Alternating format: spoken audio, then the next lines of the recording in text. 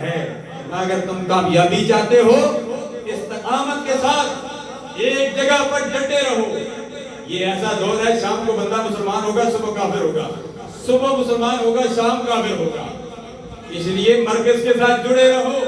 میں یہی بات جامع مسجد بلال میں بھی جاری سی تھی میوتی وہاں بھی کہہ رہا تھا, اور میں کہہ رہا تھا کہ وہاں چاولوں کا بندوبست تھا اور الحمدللہ جامع مسجد مدینہ میں فکر حسین کانفرنس میں حلوے کا بندوبست ہے, اور یہ گھی اور سوجی کا عمدہ نوالا یہ وہی کھائے جو ہے ایمان والا. شوگر کے مریض بھی ہیں لیکن ہم نے حلوے میں اتنی زیادہ چینی نہیں ڈالی.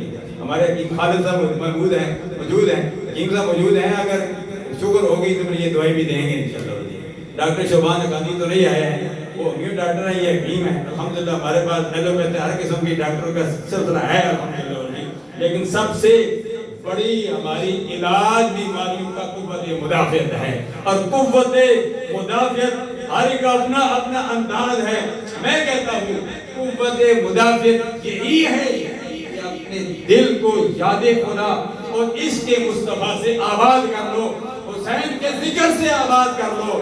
حسین کا ذکر اپنے دل میں کرو, حسین حسین کرو, حسین حسین کرو گے. اس لیے حسین کل بھی زندہ تھا, آج بھی زندہ ہے, قیامت تک زندہ رہے گا. یزید کل بھی مردہ تھا, آج بھی مردہ ہے, قیامت تک مردہ رہے گا.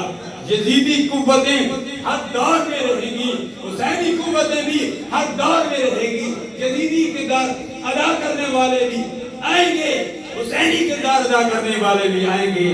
دعا یہ کریں کہ اللہ تبارک و تعالی ہمیں دنیا میں حسینی کردار ادا کرنے کی توفیق عطا فرمائے, اور حسینیوں کی سب میں کھڑے ہونے کی توفیق عطا فرمائے.